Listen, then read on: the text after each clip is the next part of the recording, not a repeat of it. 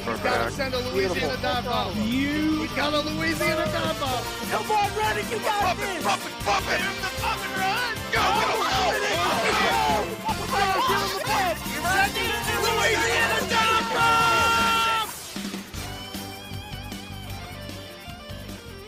Homestead, Miami. What a beautiful racetrack.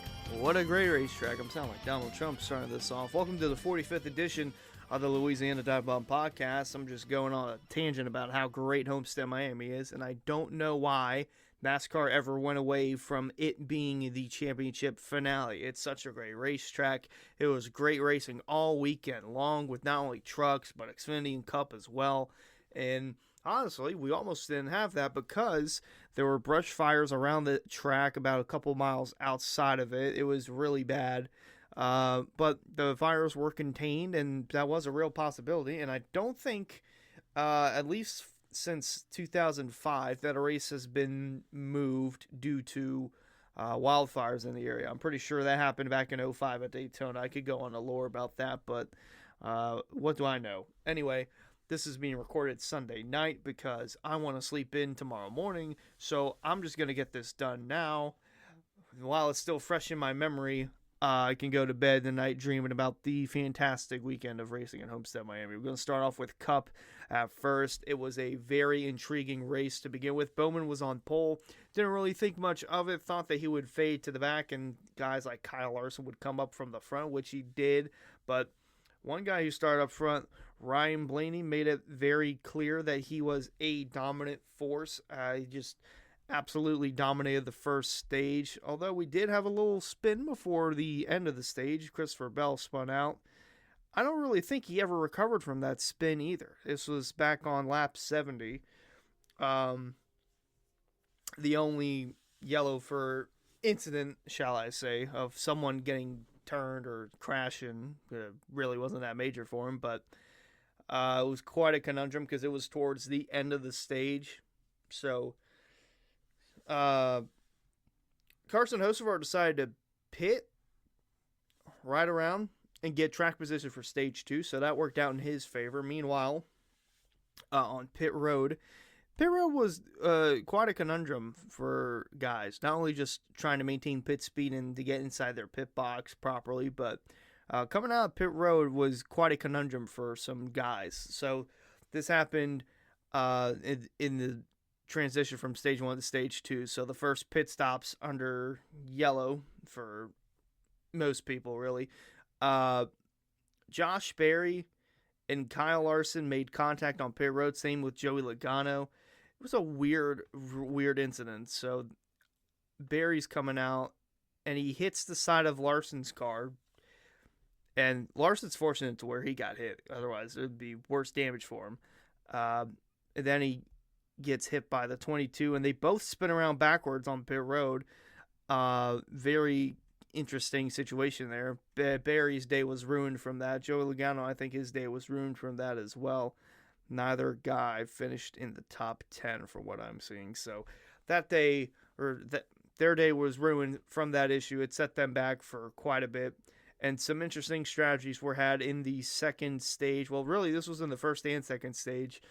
Some guys would pit really early to try and maximize the tire life for their car so that they can run as fast and hard as they can and then just hold on out toward the end of the stage. Meanwhile, some guys like Kyle Larson, they would pit around halfway through the stage and then save tire enough to where they can charge down the field in the late going. And that's what happened for the second stage. We saw guys like Blaney and Bubba, I'm pretty sure, they pitted early, try to maximize their time with track position.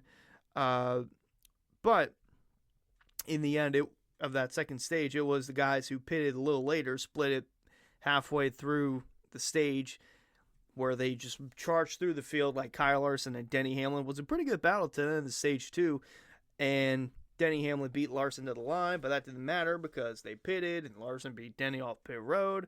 And then it was a game of who can beat Kyle Larson. Pretty much it was between Ryan Blaney and Larson, but then out of nowhere, Bubba Wallace. Like, he had top 10 speed the whole day, and he was up front as well, but I did not expect him to be that dominant to where he could possibly win. He had race-winning speed at the end of that one. I mean, he was in such a good spot. It was unfortunate, though, that towards the end of the race is when we saw Ryan Blaney blow up on the racetrack. It was just super unfortunate to see that because it looked like it was going to be between Bubba, Larson, and Blaney.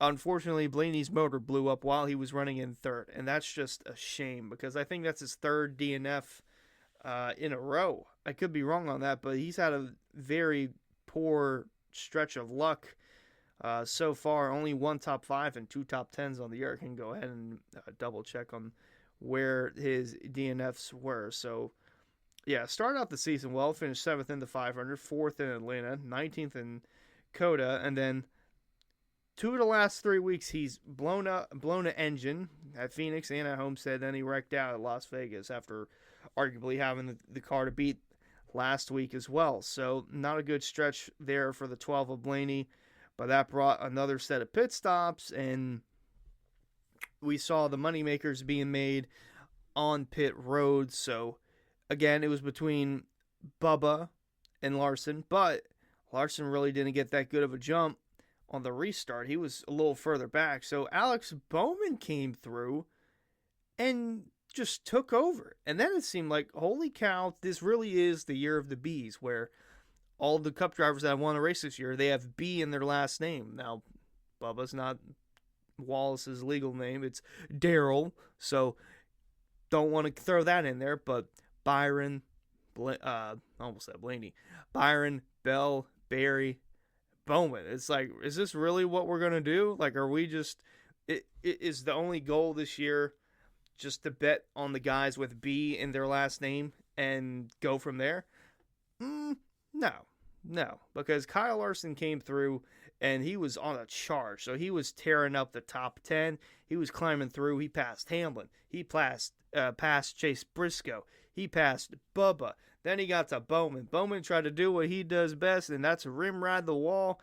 Got a little too high in turn 4 and then took the lead with a handful of laps to go, and that was all she wrote. Kyle Larson gets the job done. His second win at Homestead, but his first Cup win this season, and I really feel for Kyle Larson. We'll get to that in a minute, but I feel for him because this really should have been a weekend where he just cherished for a lifetime, and race fans as well. That wasn't the case, though, but he gets the job done. He wins, leading 19 laps. Bowman led 43. He finished second. Bubba got a nice third-place finish. He finished with 56 laps led on the day. Chase Briscoe had a very interesting day. I won't say too much about it because I really didn't pay attention to him that often, but from what I saw, he was in the top 10 for the most of the day. He qualified 4th, and he finished 4th. Denny Hamlin made a comeback throughout the race. He started 23rd. He got a top 5 finish. He had 15 laps led. Chris Buescher also won that just kind of appeared out of nowhere in the late going. He finished 6th. AJ Allmendinger, his immaculate run in the next gen at Homestead continues. He gets another top 10 finish in 7th. Tyler Reddick, the winner of last year's race at Homestead, nowhere to be found, at least late in the going. He faded towards the back half of the top 10 in 8th. Ryan Preece, solid run for him in that RFK machine. Started 31st, charged his way through in the later stages of the race, and he finished 9th. Justin Haley gets a top 10 out of nowhere. That's a nice top 10 for him. Zane Smith, right around the 11th, 12th, 13th mark throughout the day. Finished 11th, pretty respectable there. William Byron, that last set of pit stops, he was actually inside the, hovering around the top 5, I should say. Then he had a speeding penalty on pit road, and that derailed everything for him again. So, 12th place finish for him. Austin Dillon, he was in the top 10 late in the going. He was running as high as 7th. Excuse me. And then for some reason, his car just faded away.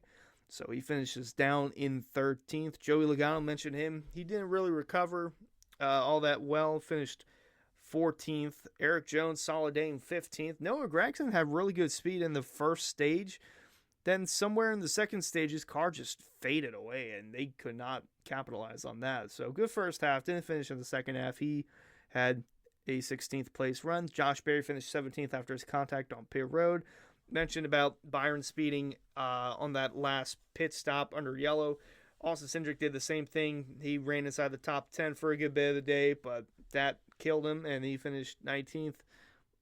Kyle Busch had a terrible day. He finished 21st somehow. Don't know how. Suarez had a very solid day. He started all the way back in 33rd. He rolled into the top 10, and then he made a green flag pit stop into where he could not slow the car down in time and spun out coming on the pit road. Did not bring out a yellow. It did ruin his day, though. He finished 22nd. Ty Gibbs, bad luck continues. Could it be bad luck, or is it the driver? I still think it's just bad luck. Things will turn around for him. He finishes 25th. Keselowski 26th. Bell finished 29th. After that spin, he really didn't recover.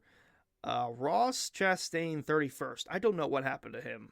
I really don't know what happened. Herbst 33rd.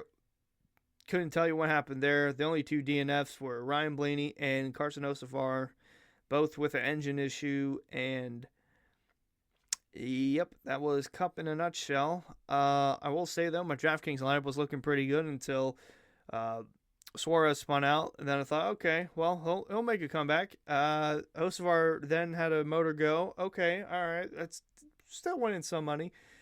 Blaney blew up. Oh, fantastic. That's just great. So everything went down the drain for me for the most part. I mean, I did have Larson to win. That was pretty good. I had Allmendinger top 10. Cool as well. I sprinkled Austin Dillon top 10. It was plus 1,000.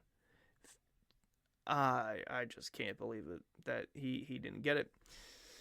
But live to see another day. We'll go to the Xfinity Series race, in which that was a fun race in itself. The Xfinity car, I gotta be honest, the races I'm looking forward to the most, it's not Cup, it's definitely not trucks, it's the Xfinity cars, because they're so on edge. If this was the Cup car, oh baby, the racing would be phenomenal for the Cup Series, but no, we just get it for the Xfinity Series, and fortunate enough, we were able to get Kyle Larson in the Xfinity race. He was trying to go for the triple sweep. It was a very, very fun race to watch. There were battles all throughout the pack. We could talk about...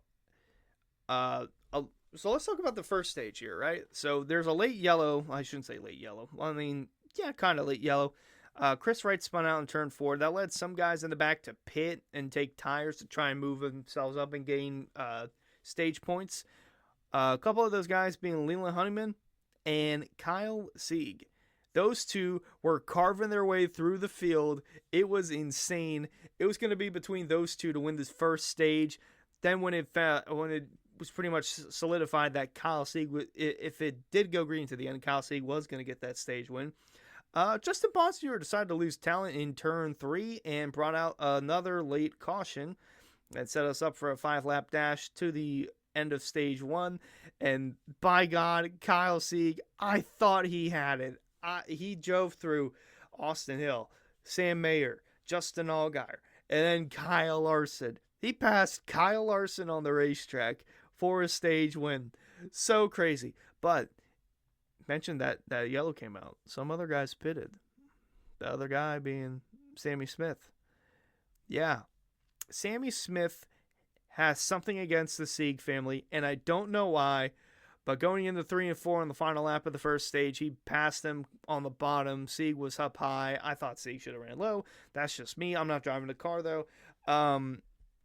Yeah, so Sammy Smith wins the first stage, and I despise Sammy Smith.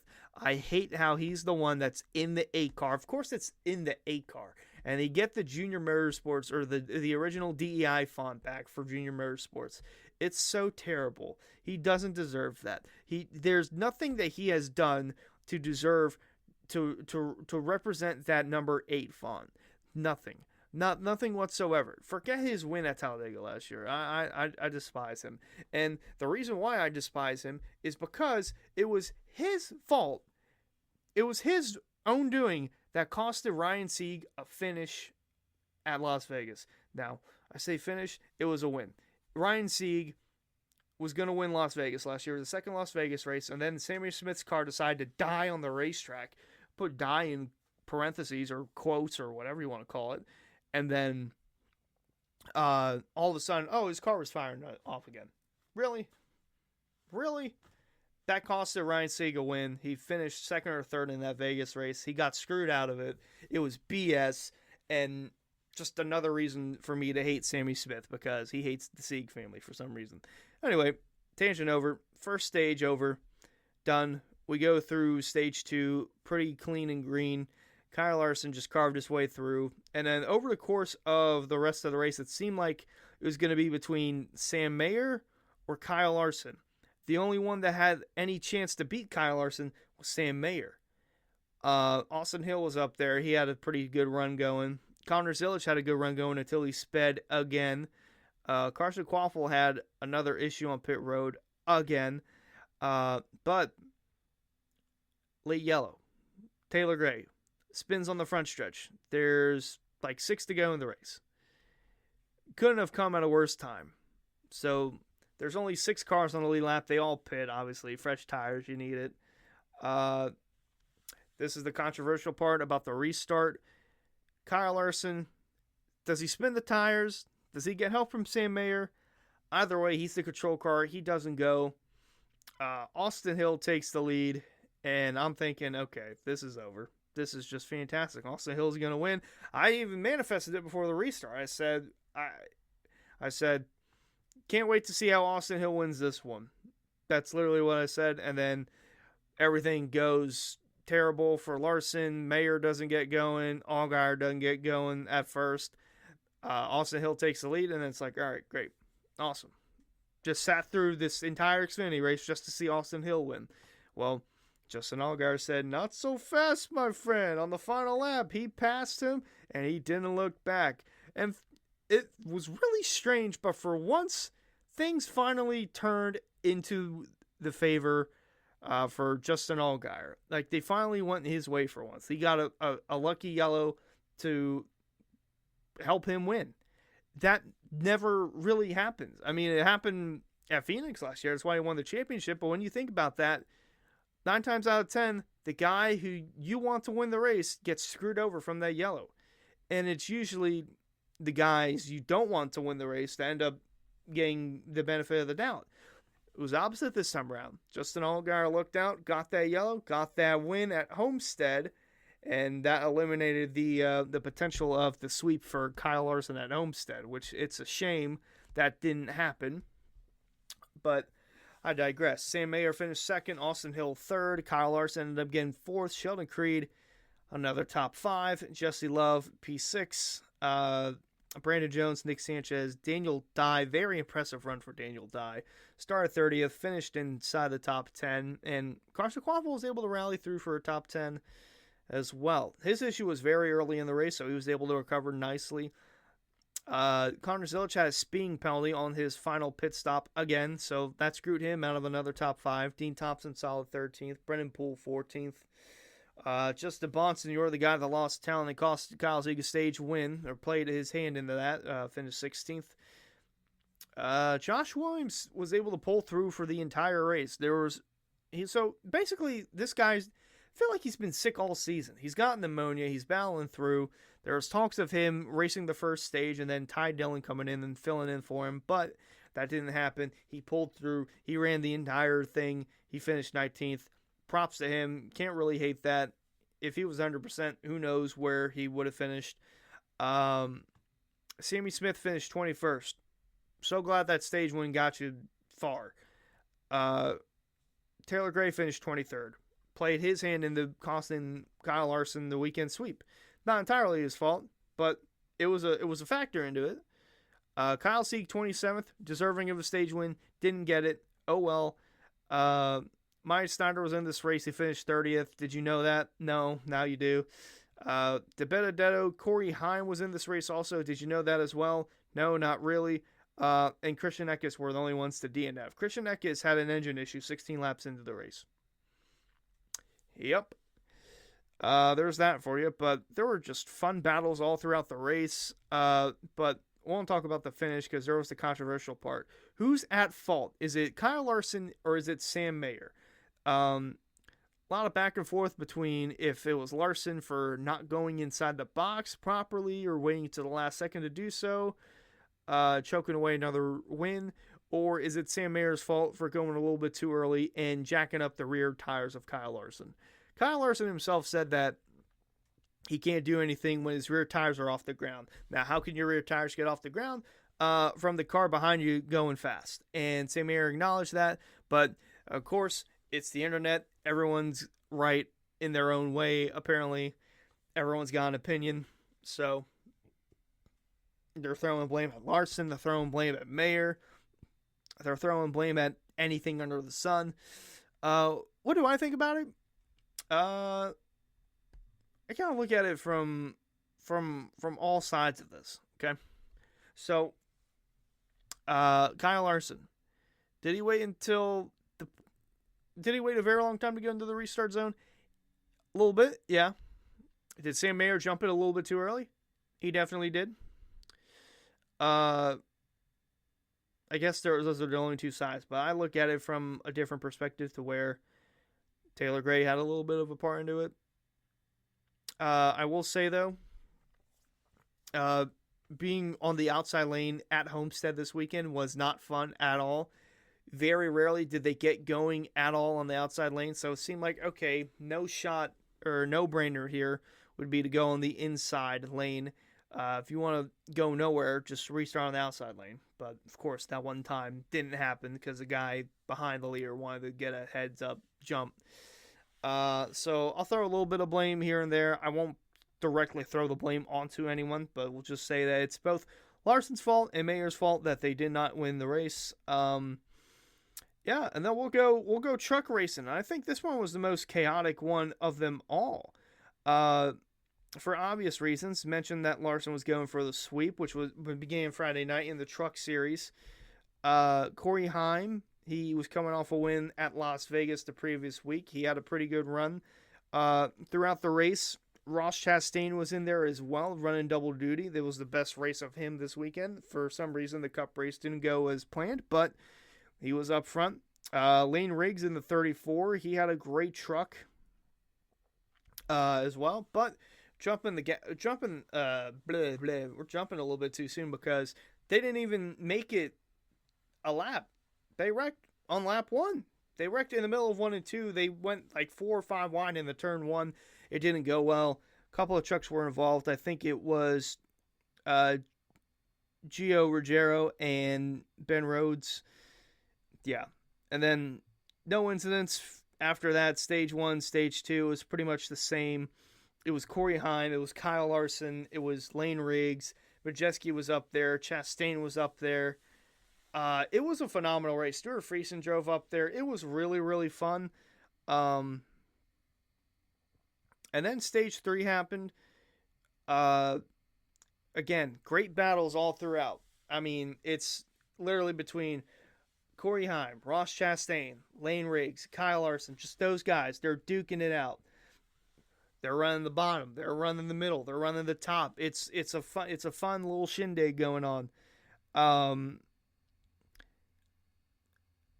do I bring this up? Because there's so many battles that occurred throughout the lead, second, third, fourth, but I actually got to go back and look because there was a lot of tomfoolery that happened. So they're going through lap traffic, and in the midst of that, they're trying to clear each other and pass each other for a position. So this was about 46 to go, and I don't think any lap traffic was involved, so I'm not sure why I brought it up. But Corey Heim's leading. Lane Riggs has the better truck, but Ross Chastain is making it a living hell for Lane to try and get around him. Here comes Kyle Larson. He's passing Ross. He's going to send it into turn 1 to try and clear himself on Lane. Lane did not back off. Larson just kept going up, up, up. He lost it, got into the side of Lane Riggs, and had a pretty sick drift. Didn't hit the wall or anything. He did spin out. The yellow did come out, and Brad Slaughter did rage a ton because he had money on Lane Riggs to win, and that did not happen because we go back green, and Kyle Larson now had to drive his way from deep in the field all the way through to try and have a shot at winning. But up front, it was still Corey Heim, Ross Chastain. Lane Riggs was unaffected by that. It was just those three that were the trucks to beat, besides Kyle Larson. If anyone was going to beat Larson, it was going to be any one of those three. Corey Heim, Ross Chastain, or Lane Riggs. I'm moving the mic, so sorry if you hear a little rumbling. But for some reason, around 20 to go, Corey Heim's truck just started shutting off. There was some sort of electrical issue with the car. He would have to keep recycling it in order for the truck to stay afloat. So he ended up losing the lead. Lane Riggs got it, and then Ross Chastain got it, and then Lane Riggs took it back from him, and then Ross Chastain took it back from Lane again. And then Corey Heim just straight up drove up to them, got around him, and then his truck just kept dying. He would go to pass Lane, truck would die going into turn one. He'd refire it or recycle it, and it would fire back up. He'd get to Lane again, truck would die again. In the meantime, Kyle Larson is carving through the top 20, top 15, top 10. He's breaking into the top 5. Corey Heim is just trying to make it to the end of the race because this race was going to go caution-free to the end. There was just no doubt about it. You couldn't end the race with a BS yellow and a BS restart. Corey Heim drove through Chastain and Lane Riggs while Larson is still trying to work his way through. He's still closing the gap. It's not enough, though. But, fortunate for Larson, the 11 truck doesn't want to stay up either. It just keeps shutting off. And poor Corey Heim, he keeps having to refire and get everything going again. He's fighting just to keep the truck alive. Lane Riggs is leading late in the going, but there's just no stopping that 07 truck of Kyle Larson. 2 to go into turn 1, goes through low, clears him, and drives off into the sunset with a win at Homestead in the trucks. It was the beginning of what should have been a historic weekend for Kyle Larson. Holy cow, what a race. Truck race was probably my favorite race of the weekend. That was so chaotic. So Larson wins, Lane Riggs second. Corey Heim led the most laps with 78, but because his truck kept wanting to die and then come back to life and die and come back to life, he finishes third. Tyler Ankrum won out with a 4th place finish. Hemrick, solid top 5 for him. Ross Chastain ended up finishing 6th. Jake Garcia, very solid 7th place finish. Chandler Smith 8th, Grant Enfinger 9th, Caden Honeycutt top 10. Mentioned Majeski was up front, but then things happened and he fell back outside the top 10 in 11th. Brandon Jones finished 12th. Did you know he was in the race? Yeah, I mean, that Kingsford scheme was pretty cool, but maybe do something with it next time instead of running next to Matt Crafton in 13th. Come on now.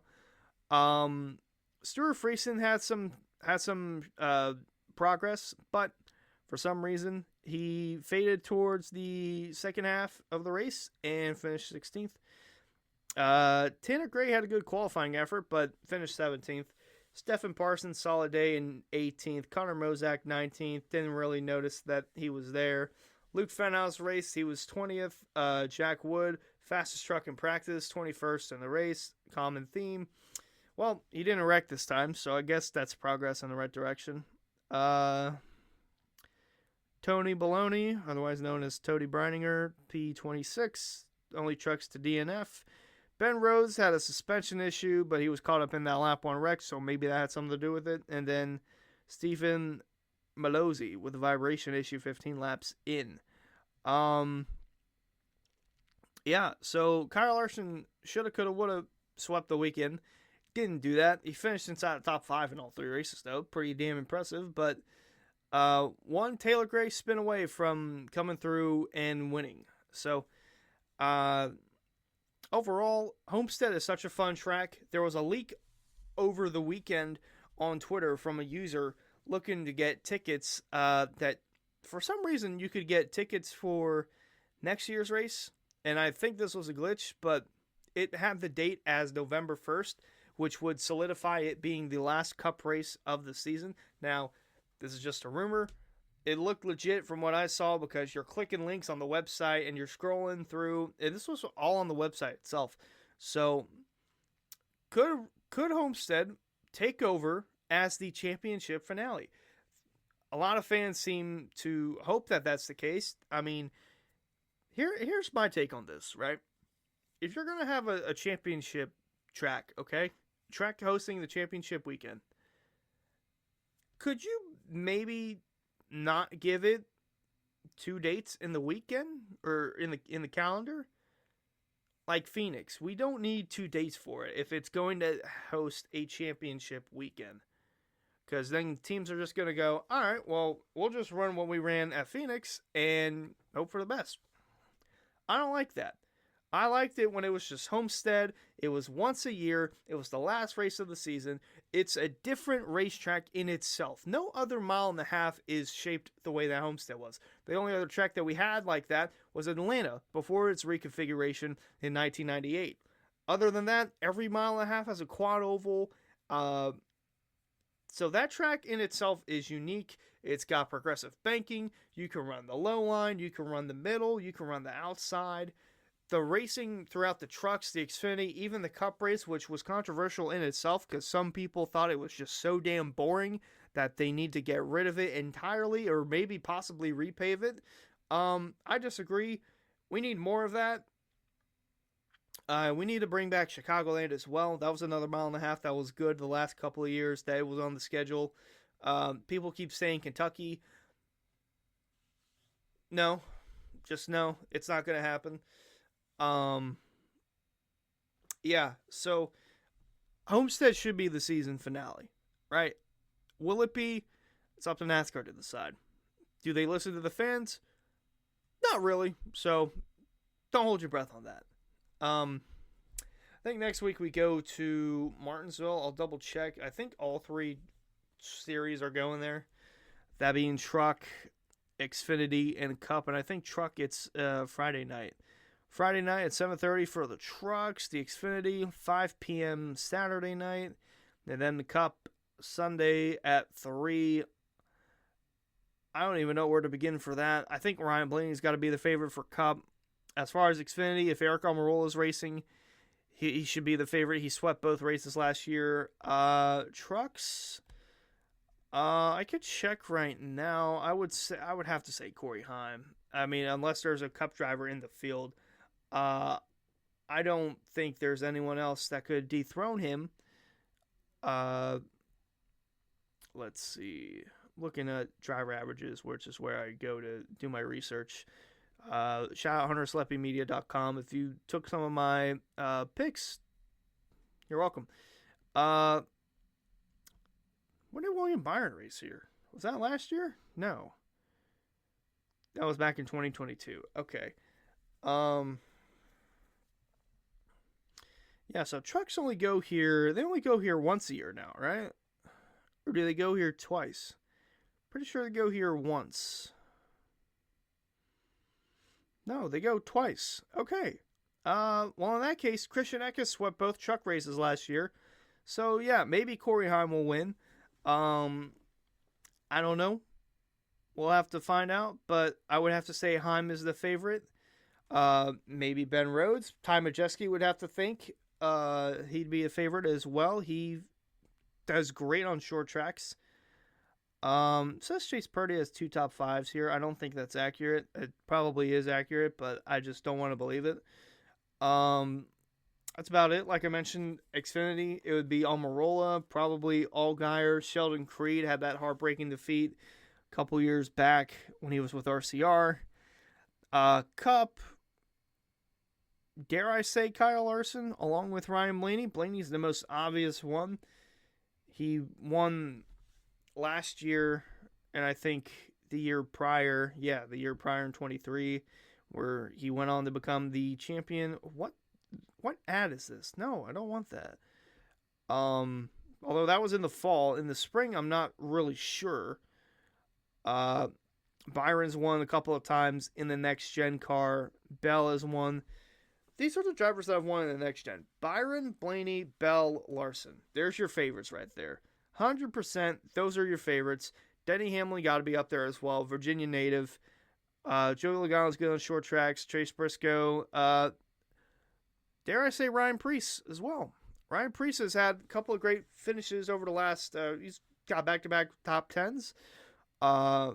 He won pole here last year. Probably should have had a win, but things didn't go his way on pit road.